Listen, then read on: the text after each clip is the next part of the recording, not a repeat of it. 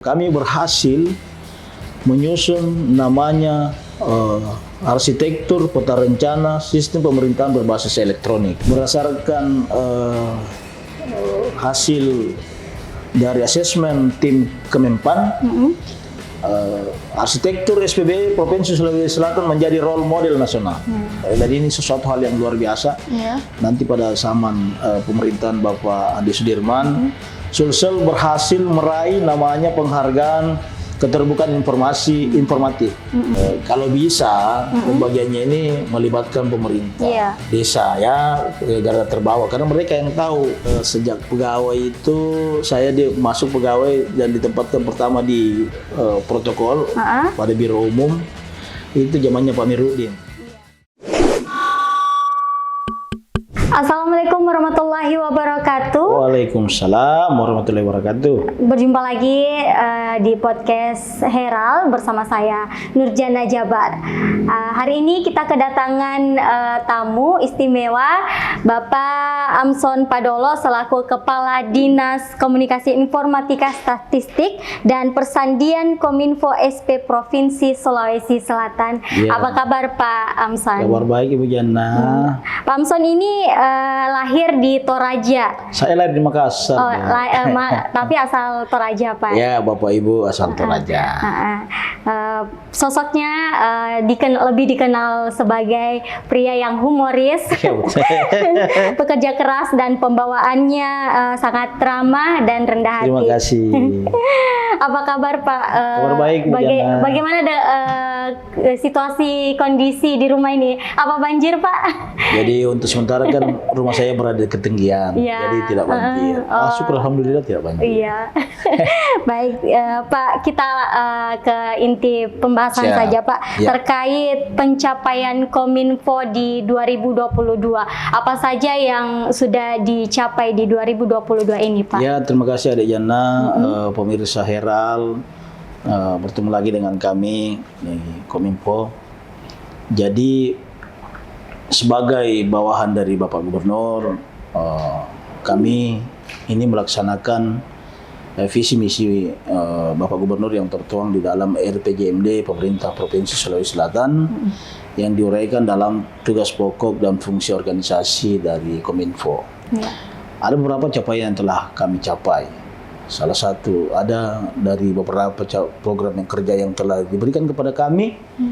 Kami syukur alhamdulillah dengan bimbingan dan arahan Bapak Gubernur, kami mampu meraih beberapa prestasi yang mungkin menurut kami hal yang sangat luar biasa. Pertama adalah kami salah satu organisasi pemerintah daerah itu yang mendapat predikat bebas temuan.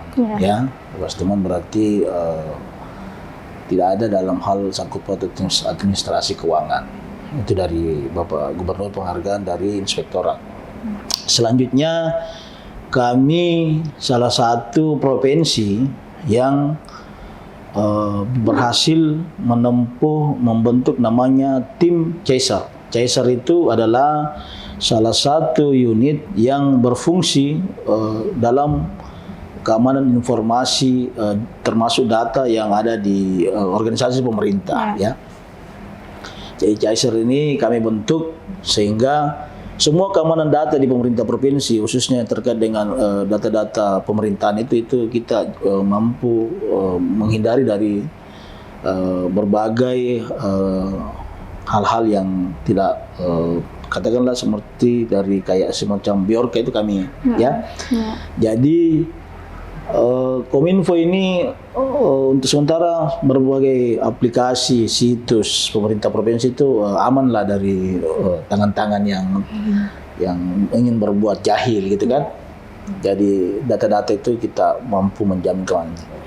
Selanjutnya kami mampu membentuk namanya aplikasi dan semacam forum Sulsel Satu Data. Ya. Jadi mengacu pada peraturan presiden, di mana dari peraturan presiden itu Indonesia ke depan itu memiliki satu data. Satu data itu jadi semua data mulai dari pusat sampai ke bawah itu satu data. Nah, itu lebih memudahkan bagi pengambil kebijakan dalam penyusunan perencanaan. Itu Sulsel berhasil membentuk namanya Forum Satu Data, dan kita berhasil membuat namanya aplikasi Sulsel Satu Data. Nah, Sulsel Satu Data ini jadi kami punya aplikasi di mana semua data sektoral itu kita tampung dan menjadi kajian bagi pengambil kebijakan dalam merumuskan berbagai hal terkait dengan apabila membutuhkan data. Jadi data ini kami kerjasama dengan Biro Pusat Statistik ya. Selanjutnya capaian kami lagi sebagai organisasi pemerintah daerah berdasarkan arahan Bapak, kami berhasil menyusun namanya arsitektur peta rencana sistem pemerintahan berbasis elektronik. Dan ini berdasarkan hasil dari asesmen tim Kemenpan. Arsitektur SPB Provinsi Sulawesi Selatan menjadi role model nasional. Jadi kami dianggap salah satu pemerintah daerah yang berhasil menyesuaikan dengan sistem pemerintahan berbasis elektronik yang dimiliki oleh pemerintah pusat. Jadi kan ke depan juga nanti itu SPB ini akan terpusat, ya, jadi akan terpusat. Jadi satu komando. Ini kami berhasil menciptakan. Jadi kami ini jadi role model, namanya role model nasional. Itu berdasarkan hasil dari asesmen yang disampaikan oleh ASDEP, Asisten Deputi Kemenpan.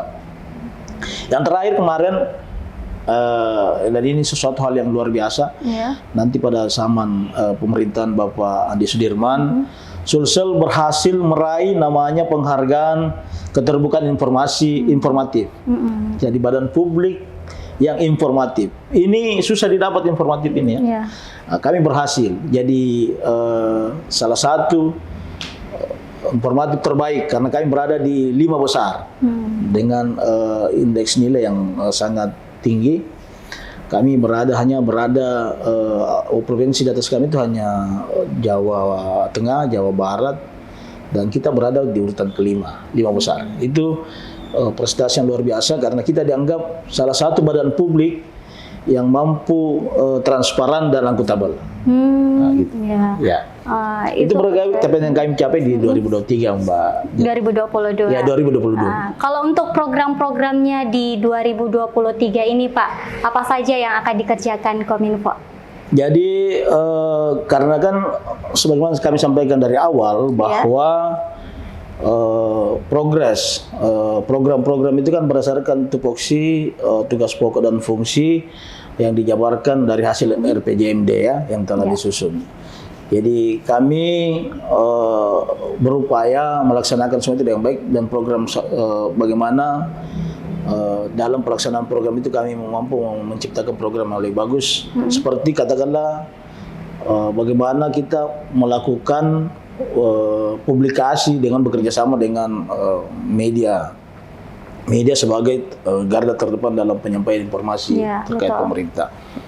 Selain itu, karena sebagaimana kami sampaikan dari awal bahwa Kominfo itu adalah salah satu unit yang memiliki 4 pelayanan dasar, namanya 4 pelayanan dasar non wajib. Jadi ini pelayanan dasar yang harus dilaksanakan. Contoh seperti pelayanan terkait dengan informasi dan komunikasi, ya, itu informasi komunikasi itu dianggap pelayanan dasar, yang dimana kita berkewajiban untuk menyampaikan semua berbagai terkait dengan kegiatan dan apa yang akan dilaksanakan oleh pemerintah. Selanjutnya pelayanan dasar yang lain adalah pelayanan terkait dengan keamanan informasi. Karena ke depan itu akan banyak orang yang akan memanfaatkan dalam pengambilan data. Makanya perlu keamanan informasi data karena ada data itu lebih berharga daripada emas. Ada asumsi yang mengatakan dan memang itu betul, data itu lebih berharga dari emas. Selanjutnya pelayanan yang wajib yang lain adalah terkait dengan masalah statistik. Statistik itu bagaimana kita mengembangkan kembali, bagaimana kita lebih maksimalkan dalam pencapaian membentuk Sulsel satu data. Nah, itu berbagai hal yang kita akan, dan yang paling utama lagi adalah bagaimana kita mempertahankan kembali adalah predikat sebagai badan publik yang terinformatif. Karena susah mempertahankannya, lebih susah mempertahankan karena banyak dari 34 provinsi berusaha untuk mencapai predikat seperti itu. Memang banyak juga yang informatif, tapi dia tidak yang terbaik. Kami informatif yang terbaik karena berada pada posisi 5 besar. Dan ini nanti di era Pak Adi Sudirman baru kita meraihnya. Baru-baru ini penghargaan keterbukaan informasi. Nah, mungkin ada upaya-upaya Pak yang dilakukan, apa sih upaya-upaya yang dilakukan Pak Amson? Jadi penghargaan keterbukaan informasi publik ini yang dimana kami sebagai badan yang informatif ini memang bukan sesuatu yang mudah dicapai mudah dicapai. Jadi ini penilaiannya ini dilaksanakan selama 1 bulan, tetapi sebenarnya Komisi Informasi itu sudah menilainya sejak dari bulan Januari prosesnya, jadi asesmennya. Ini SAQ, self assessment question, pertanyaan-pertanyaan yang disampaikan itu ada 170 pertanyaan yang harus kami jawab, dan itu harus disertai dengan bukti-bukti yang valid, harus bukti valid. Contoh seperti bagaimana pemerintah di dalam menyampaikan informasi terkait dengan vaksinasi. Itu vaksinasi kami katakan sekian, tetapi mereka langsung mau melihat webnya. Memang betul enggak ini? Jangan sampai hanya sampai kami aja yang sampaikan tapi tidak. Makanya mereka setelah itu mereka melakukan visitasi namanya kan. Komisi Informasi itu membentuk tim namanya tim visitasi yang melihat apakah memang apa yang kami jawabkan itu sesuai dengan kenyataan. Nah, setelah itu mereka uji publik dan berkunjung ke kami untuk melihat itu. Itu begitu ribetnya dan begitu susahnya mendapatkan predikat ini. Oke Pak. Saat ini kan sudah masuk dalam dunia digital. Ya, betul. Masuk di TV digital Pak. Betul. Bagaimana sih kesiapannya Provinsi Sulsel Pak menghadapi? Ini yang selalu menjadi pertanyaan masyarakat Bu. Kami beberapa kali menjadi narasumber baik itu di media televisi maupun di media radio terkait dengan sistem ASO analog system, bagaimana yang berubah dari analog itu ke sistem digital. Ini tuntutan undang-undang. Suka tidak suka harus dilaksanakan karena memang undang-undangnya seperti itu. Harusnya dengan batas kemarin sudah berapa kali berubah. Pertama dia bulan terakhir ini bulan November, tapi sepertinya molor lagi ya. Memang itu ada beberapa upaya hal yang dapat diperoleh dari apabila berubah itu menjadi digital, kita lebih menghemat frekuensi namanya itu penghematan. Dan ini hanya Indonesia yang memang terlambat dalam perubahan itu. Makanya tuntutan undang-undang ini kita sebagai pemerintah provinsi berupaya agar semua itu dapat terlaksana dengan baik. Persoalan sekarang adalah sejauh mana pemerintah pusat memberikan kewenangan ke kita. Karena ASO ini untuk sementara berada kewenangan pemerintah pusat. Jadi kami hanya sebatas mensosialisasikan ke masyarakat bahwa adanya perubahan seperti ini. Jadi kami bekerja sama dengan Komisi Penyiaran KPID dalam mensosialisasikan. Kami termasuk salah satu provinsi yang sangat masif dalam sosialisasi terkait ASO. Contoh, kami bekerja sama dengan MUI dalam mensosialisasikan tentang pentingnya ASO dan bagaimana waktu ASO itu. Itu kami mendapatkan penghargaan dari Lepridge, Lembaga Prestasi Indonesia Dunia karena kami bekerja sama dalam khotbah seragam. Khotbah seragam di hari Jumat terkait dengan ASO. Jadi kalau khotbah seragam itu semua masjid diusahakan untuk pada saat itu Dan ini tidak ada provinsi lakukan, hanya Sulsel. Nah, kami juga bekerja sama dengan semua pemerintah kabupaten kota Sulawesi Selatan dalam mensosialisasi. Jadi pada saat akan berlangsungnya dilaksanakannya ASO itu hampir semua kabupaten kota memasang baliho-baliho terkait waktu itu. Jadi kalau kita jalan dulu ke kabupaten kota termasuk itu penuh baliho ya. Kabupaten siap mendukung ASO, ingat ASO itu banyak ya. Selanjutnya bersama dengan pemerintah kota membentuk namanya Forum Peduli Penyiaran Sehat. Itu malah kemarin dilantik di Anjungan ya. Itu upaya-upaya kita hanya sebatas sosialisasi. Setelah itu ada keputusan dari Kementerian Dalam Negeri, kami berfungsi dalam memfasilitasi pengumpulan data. Pengumpulan data dalam pembagian STB untuk penduduk miskin ya. Itu pembagian itu kita juga sudah berhasil kumpulkan dan kami serahkan ke Kominfo. Selanjutnya Kominfo ini membagi ke provider lembaga penyiaran untuk membagikan kepada masyarakat yang tidak mampu. Jadi kami hanya sebatas memantau apakah memang sudah terbagi atau tidak sesuai dengan ini, itu ya. Artinya Provinsi Sulsel sangat siap, Pak. Sangat siap, karena itu undang-undang kita sangat siap dan kita sangat mendukung itu. Kalau untuk penyalurannya sendiri, apakah Sulawesi Selatan sudah ada yang tersalurkan atau seperti apa, Pak? Jadi yang menyalurkan STB itu set-top box itu adalah lembaga penyiaran, ya, apakah TVRI atau lembaga-lembaga yang lain kayak semacam Metro TV, ya, itu mereka bagi berdasarkan data kita. Kita. Jadi yang membagi itu bahwa si A dapat ini, si A yang bagikan dari stasiun ini adalah Kominfo pusat. Ini yang kemarin kami minta sebenarnya.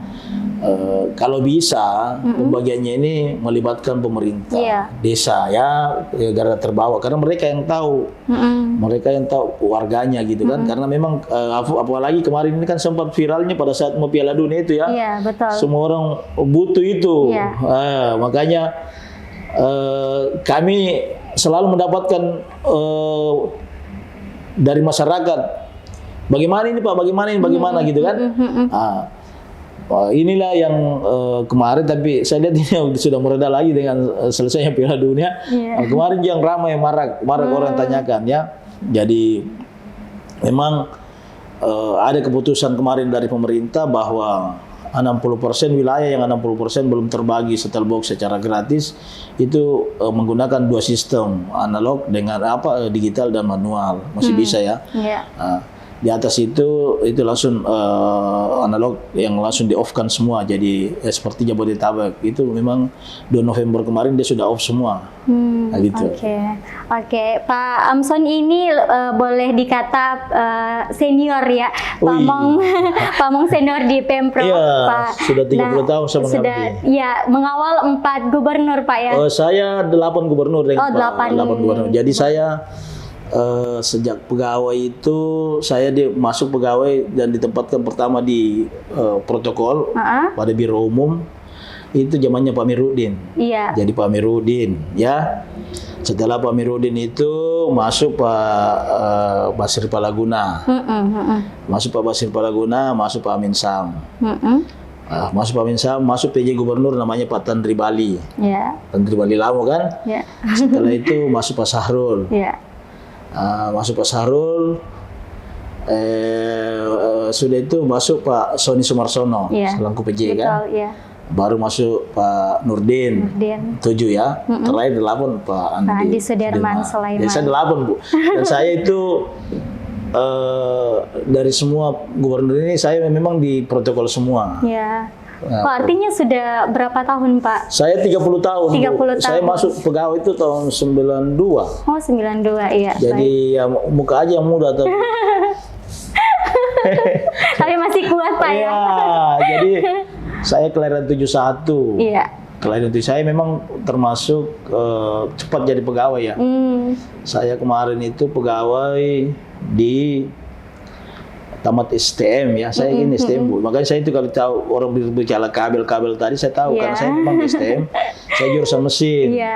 Jadi pertama kantor gubernur akan dibangun itu saya yang ngecek dia punya peralatan elektrik ya. Jadi ya, saya datang di kantor gubernur itu masih baru berapa orang yang bertempat. Saya sudah masuk di situ. Jadi saya ini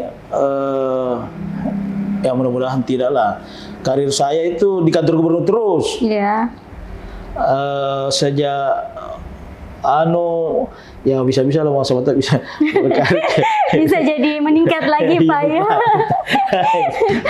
Oke, tentu banyak pengalamannya Pak ya. Iya betul. Ya, apa bisa mungkin tips-tips yang diberikan untuk junior-juniornya Pak ini? Jadi salah satu tips kalau kita berada sebagai seorang ASN, bekerjalah dengan tulus. Betul. Jangan kita pikir yang lain, kita hanya berpikir bekerja tulus dan selalulah baik dengan orang. Karena dunia kerja ini dunia yang banyak trik di dalamnya ya. Iya, betul. Kadang memang kita berada pada fase yang seperti ada saja orang ini, tapi yakinlah bahwa begitu kita tulus, begitu baik dengan orang, kita bagaikan menanam benih, dan pada saat benih itu, kebaikan itu adalah seperti benih ya. Begitu dia tumbuh, dia mungkin bukan kita yang nikmati, ya, tetapi orang lain suatu waktu kita akan kena. Saya alami itu Bu ya. Saya penggantian pemimpinan karena ya mungkin saya tidak puji diri saya baik, tapi mungkin ada orang bilang saya baik. Saya selalu berusaha untuk baik dengan semua orang. Dan kalau mungkin saja ada orang yang tidak senang kita, kan tidak normal lah itu. Kalau tidak mungkin lah dari 10.000 orang semua suka kita kan. Namanya manusia itu ya dari 1.000 orang atau 100 orang mungkin ada ya 10 orang tidak suka kita, itu lumrah. Itu masih saya selalu sampaikan di staf saya, teman-teman saya, bahwa tips pergaulan apabila dari 100 orang 10 orang yang tidak senang kau itu sudah sukses. Karena tidak bisa kita merubah hatinya orang. Nah, tips saya bagaimana ya, jalinlah hubungan kerja dengan baik, bekerjalah dengan tulus, profesional ya. Berikan yang terbaik pada organisasi. Ya, kalau kita sudah menggunakan itu, yakin dan percaya bahwa Tuhan itu akan memberikan kita berkahnya. Tidak ada usaha yang mengkhianati hasil. Betul sekali Pak. Pak Amsan ini kan sudah berkarir selama 20 tahun Pak 30 tahun. 30 tahun ya. Maaf. Nah tentu sangat dekat dengan media Pak ya. Iya. Selama menjabat kehumasan Pak, program-program tersalurkan dengan baik. Mungkin apa tips kehumasan agar komunikasi penyampaian komunikasi publiknya itu tersampaikan dengan baik Pak? Ya, jadi saya itu melihat teman-teman media itu sebagai saudara saya. Ya. Sahabat saya. Kalau kita bersaudara, kita sahabat, tidak mungkin kita menjatuhkan saya kan? Betul. Nah, saya pasti kalau katakanlah ada kutip berita negatif, sebagai saudara pasti kita jaga saya. Pasti setidaknya kita sampaikan, Pak Kadis, Pak Adi ini saya dengar begini, ya. Ya, tapi karena kita bersaudara, saya sampaikan lah bahwa tidak sebenarnya begini kan. Nah, ya, akhirnya jaranglah berita itu yang tidak yang miring-miring lah ya. Walaupun memang setiap namanya program ada yang mendapat dukungan, ada tidak, itu kan wajar, lumrah itu ya. Jadi itu tips saya. Saya menjalin hubungan, melakukan hubungan dengan teman-teman media, dan saya selalu berupaya agar sama kemarin waktu pandemi ya. Saya selalu berupaya bahwa teman-teman ini juga butuh hidup gitu kan. Butuh lah. Jadi bagaimana kita menjalin kerjasama yang baik. Kerjasama baik, kita saling membantu ya. Jadi kemarin itu ya sedikit bagi sedikit lah, karena mungkin waktu pandemi itu susah kehidupan ya. Nah, jadi kita tetap tidak pernah memutuskan kontrak dengan media. Kita tetap, walaupun mungkin nilainya kita kurangi gitu kan. Nah, tapi karena kita tahu bahwa di balik ini ada orang-orang yang mereka hidupi. Iya, betul. Ada mereka yang hidupi, dan tidak mungkinlah kita tiba-tiba tidak mungkin kita tiba-tiba putuskan gitu. Jadi cobalah kita ya anggaran yang kecil ini kita bagi-bagi rata gitu kan.